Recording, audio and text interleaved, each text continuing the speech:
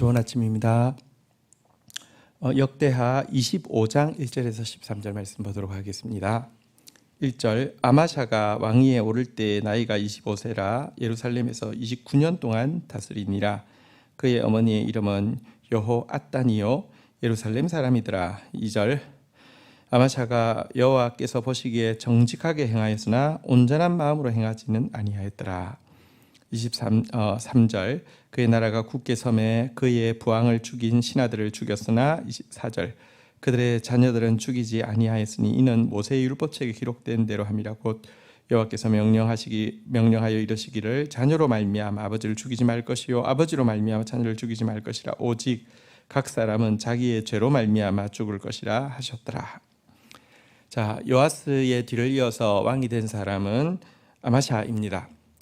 아마샤에 대해서 그런데 성경이 평가하기를 이중적으로 평가하고 있습니다. 그는 여호와 보시기에 정직하게 행하였다라고 평가하고 있습니다. 하지만 또 동시에 그는 온전한 마음으로 행하지는 아니하였다라고 이야기하고 있습니다.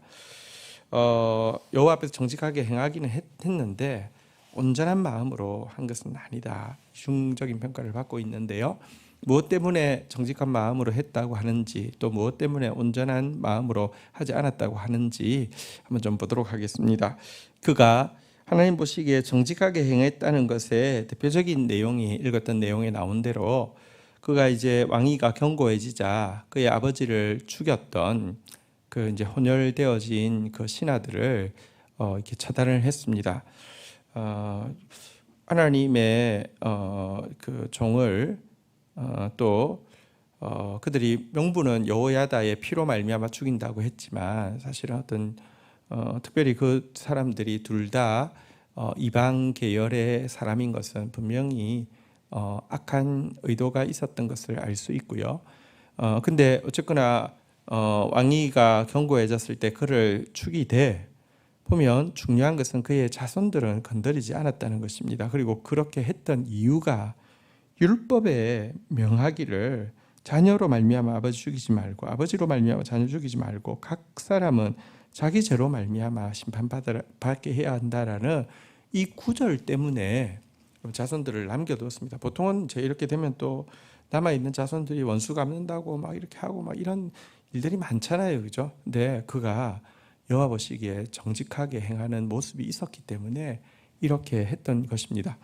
자, 그럼에도 불구하고 그가 온전한 마음으로 행하지 않았다라고는 표현도 있는데요. 왜 그랬는지 한번 좀 볼까요? 5절 한번 보겠습니다.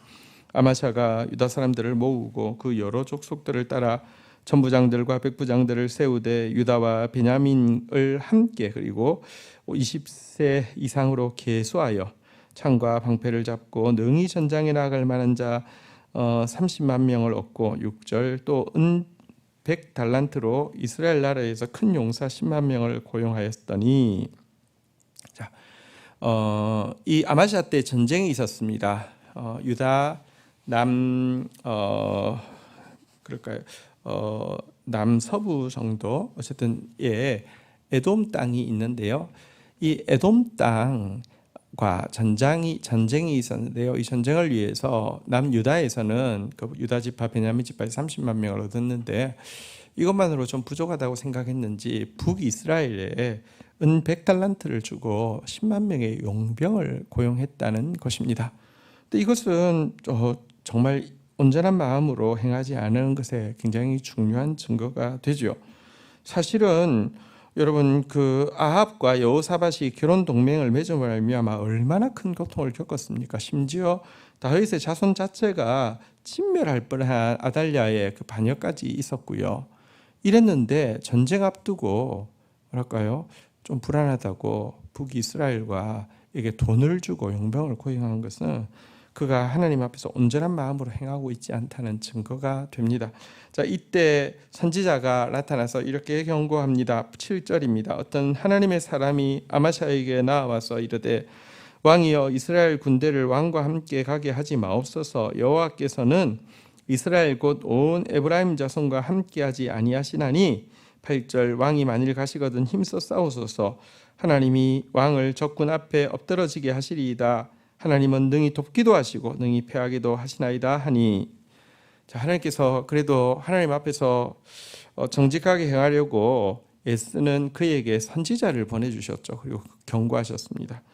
북이스라엘과는 하나님이 함께하지 않기 때문에 만약에 그들과 함께 간다고 하면 힘써 싸워도 패할 수밖에 없을 것이다 라고 적군 앞에서 왕이 엎드러지게 될 것이다 라고 경고하고 있습니다. 이게 가능한 일입니까? 객관적으로는 30만 명 가는 것보다 40만 명 가는 게 훨씬 더 승리의 확률이 높지 않습니까?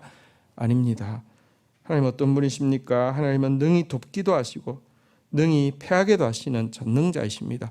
하나님에게 기쁨이 되는 행동하지 않는 것은, 하나님께서 진노하시는 사람과 함께하는 것은 하나님 절대로 기뻐하지 않고요. 반드시 그 재앙적인 결과로 하나님께서 교훈하시고 심판하시는 것을 알아야 합니다. 자, 그러자 아마샤는 이렇게 묻고 있습니다. 9절 보겠습니다. 아마샤가 하나님의 사람에게 이르되 내가 100달란트를 이스라엘 군대에게 주었으니 어찌할까? 하나님의 사람이 말하되 여호와께서 능히 이보다 많은 것을 왕에게 주실 수 있나이다 하니라. 10절 아마샤가 이에 에브라임에서 자기에게 온 군대를 나누어 그들의 고향으로 돌아가게 하였더니 그 무리가 유다 사람들에게 심히 노하여 분연히 고향으로 돌아갔더라. 자, 근데 이미 돈을 엄청나게 지불을 했는데 어떻게 하냐고 물었습니다. 참 쉽지 않은 결정이겠죠, 왕 입장에서도요. 자, 그런데 선지자가 이야기합니다. 만약에 하나님 말씀 순종하여서 그들을 돌려보내고 30만 명만 가지고 전쟁한다고 하면 더 많은 거 주실 수 있다라고 이렇게 하나님 말씀을 전합니다. 그러자 그는 결단하고 그 100달란트 포기하고 그들을 돌려보내게 되었고요. 그러자 용병 왔던 자들은 막 분해하면서 돌아가게 되었다, 이렇게 이야기하고 있습니다.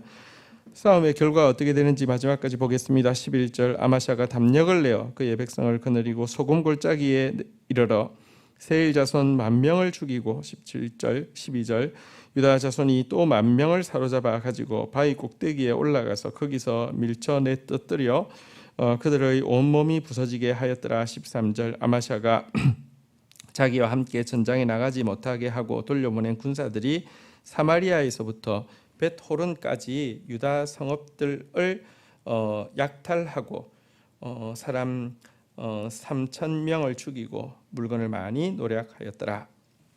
자, 하나님 말씀대로 하자 위대한 승리를 거두게 되었습니다. 아주 혁혁한 전과를 거두고 이렇게 돌아올 수 있게 되었는데요. 또 한편으로는 그가 인간적으로 의지하여서 받았던 그 용병들, 이미 돈까지 지불하고 그냥 돌려보냈던 용병들이 분풀이 하느라고 성읍들을 약탈하고 3,000명이나 죽이고 물건을 노략하는 그런 또 악행도 저질렀다라고 기록하고 있습니다. 이들은 이제 그 100달란트를 받았지만 사실 전장에 나가면 또 그들이 더 거둘 수 있는 전리품들이 있기 때문에 이렇게 또 감정적으로 분풀이 하느라고 이렇게 했는데요. 이 배후에는 사단이 있지요. 여러분, 우리가 기억해야 될 것이 있습니다. 악한 자를 자기 일에 도움된다고 불러들이는 것은 정말 불필요한 돈을 쓰는 것이기도 하지만 또 큰 손해와 위험을 자초하는 것이라는 사실을 꼭 기억해야 합니다. 아마샤가 잘한 일은 그제라도 하나님 말씀 듣고 순종한 것이고요. 아마샤가 못한 일은 먼저 하나님 의지하는 마음으로 하나님께 묻고 하나님 뜻대로 하나님이 기뻐하시지 않는 자와 함께하지 않는 것이 알아야 했었는데 참 안타까운 일이 아닐 수 없습니다. 우리의 반면교사로 삼고 아마샤같이 정직하게 행하면서도 다윗처럼 온전한 마음으로 행하는 저희들이 되어야 하겠습니다. 주신 말씀 붙잡고 기도하며 나가도록 하겠습니다. 하나님, 아마샤가 하나님의 율법대로 심판하고 있는 이 정직한 모습을 본받게 하여 주옵소서. 그러나 아마샤가 전쟁을 앞두고 인간적인 생각으로 온전하지 못한 마음으로 비용을 지불하고 했던 것이 비용의 손해뿐 아니라 큰 이렇게 손해를 끼치게 되는 모습도 보게 됩니다. 악한 자가 아무리 일에 도움된다고 하더라도 불러들여서 불필요한 손해를 자초하는 자 되지 않도록 은총을 베풀어 주시기를 간절히 간구하고 소원합니다. 그렇지만 하나님 아마사를 긍휼히 여기셔서 말씀의 사람을 보내시고 그에게 길을 보여주셨던 주님, 우리에게도 항상 저희들이 잘못된 길을 걸어간다 할지라도 말씀의 사람을 통하여서 말씀을 통하여서 하나님 저희들 돌이킬 수 있도록 은총을 베풀어 주시기를 원하옵고 아마샤처럼 또 그 말씀 앞에서 하나님 또 순종할 수 있는 마음도 허락하여 주옵소서. 하나님은 능히 더 많은 것을 주실 수 있다는 사실을 믿고 먼저는 이렇게 온전하지 못한 마음으로 악과 동행하는 일이 없게 하여 주시고 혹 설령 그런 일이 있다 할지라도 하나님 앞에서 늦게라도 순종하는 걸음을 걸어갈 수 있도록 저희를 지켜주옵소서. 예수님의 이름으로 기도 올립니다. 아멘.